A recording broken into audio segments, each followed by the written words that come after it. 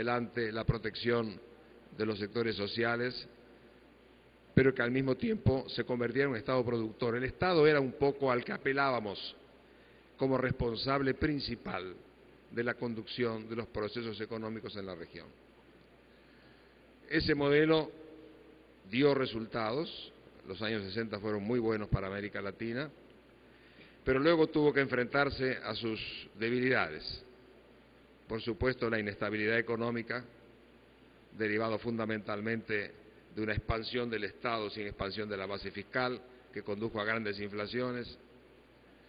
Tuvo que enfrentarse también a los defectos derivados del encerramiento de las economías frente al mundo internacional, lo cual provocó que perdiéramos eficiencia y al mismo tiempo que perdiéramos posiciones internacionales. Éramos la 10ª potencia exportadora, bajamos al 3%,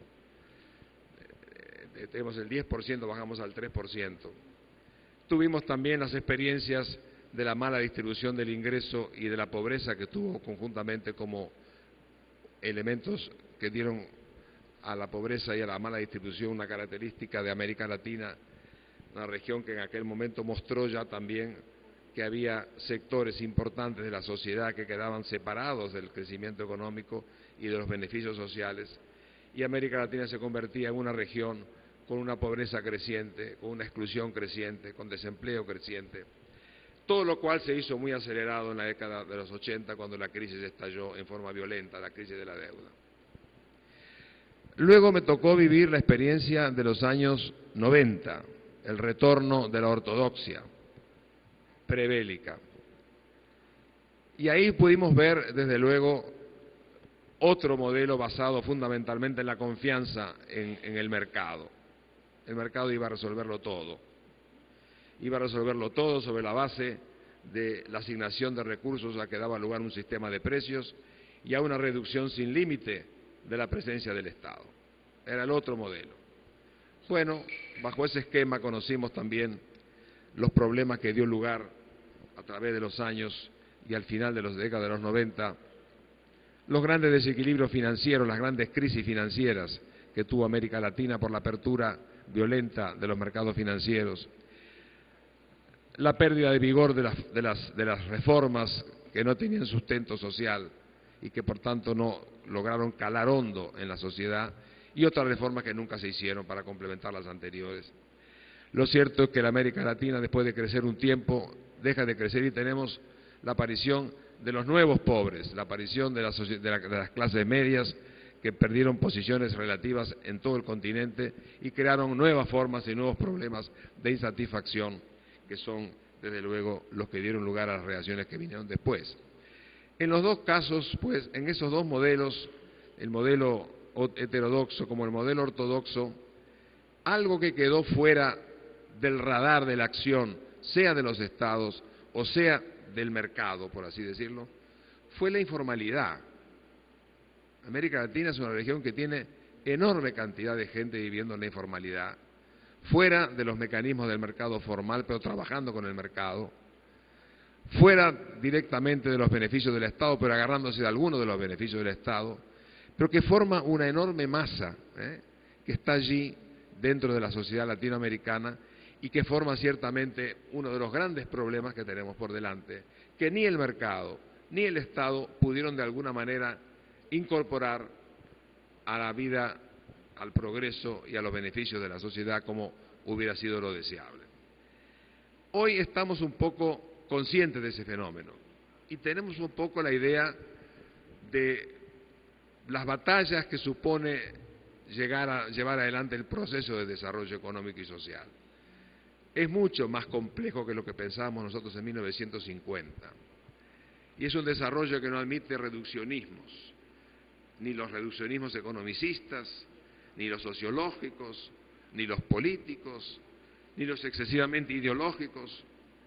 Todo forma parte, en definitiva, de ese complejo al cual hay que apelar para llevar adelante el proceso de desarrollo. Hoy yo diría somos un poco más conscientes de cuáles son los problemas y cuáles son las grandes batallas que supone llevar adelante el proceso de desarrollo. Ciertamente la batalla del crecimiento, yo creo que es muy claro que si no hay crecimiento económico, un crecimiento económico activo, vigoroso, es muy difícil resolver a largo plazo los temas y los problemas sociales de la América Latina. Esa primera batalla supone producción, supone inversión, supone eficiencia de la inversión y de alguna manera todo eso conjuntamente va a dar la base sobre la cual asentar políticas sociales mucho más intensas que la que tenemos ahora. Hay una batalla social, la segunda batalla. Esa batalla social nos ha dicho en los últimos años que precisamos políticas emergenciales para hacer frente a los aspectos más virulentos de la pobreza, como lo que están haciendo ustedes aquí, en el caso de Brasil, con los programas de Bolsa Familia, por ejemplo. Eso es una actividad que hemos aprendido a manejar en los últimos años en América Latina con buenos resultados. La emergencia sabemos cómo tratarla hoy, mucho mejor que lo que se llevó hace 15 o 20 años. Pero sabemos también que la emergencia no alcanza, que lo social requiere medidas de fondo, ahí donde están los grandes temas sobre los cuales la pobreza es vencida y no se reproduce. Y eso pasa por la formación de los recursos humanos, pasa por la educación. Y ahí tenemos, en el caso concreto de la región, experiencias donde realmente la calidad de la educación es una de las grandes batallas que hoy requiere América Latina. El acceso se está consiguiendo, la calidad dista mucho de ser satisfactoria. Segunda batalla. La tercera batalla es la batalla institucional. Precisamos tener un mercado, precisamos tener un Estado fuerte que se corresponda a un mercado fuerte, pero hay que tener un Estado. El Estado que tenemos hoy no es el que requieren las circunstancias actuales de América Latina, la complejidad del momento, el ingreso del mundo en la economía del conocimiento, todo eso en la globalización exige un Estado mucho más vigoroso, mucho más capacitado, mucho más preparado para asumir esas nuevas responsabilidades, y ahí en poco está la gran batalla institucional que quizás sea para nosotros en el mundo actual y de futuro el gran tema, cómo crear el Estado que requieren las coyunturas que estamos viviendo en este momento en América Latina. Tercera batalla. La cuarta batalla es la apertura al resto del mundo.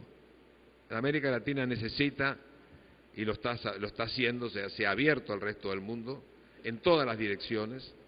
Tenemos que tener una inserción internacional plural, hacia arriba, hacia el este, hacia el oeste, para realmente tener acceso al mercado mundial y hacer de ello, por tanto, un factor de crecimiento muy significativo para nosotros.